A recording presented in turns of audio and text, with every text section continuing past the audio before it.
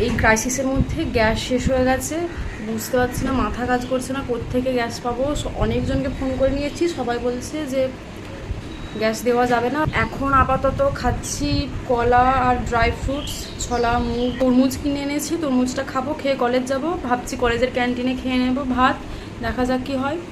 আমার সব থেকে অপছন্দের ফল হচ্ছে তরমুজ, সেটাই আজকে আমাকে খেতে হচ্ছে। বুঝতেই পারছো মুখের এক্সপ্রেশন দেখে কি বাজে লাগছে খেতে, কিন্তু কিচ্ছু করার নেই। এই গরমে ভাতের পরিবর্তে তরমুজ ছাড়া অন্য কোনো বেটার অপশন আমি পেলাম না।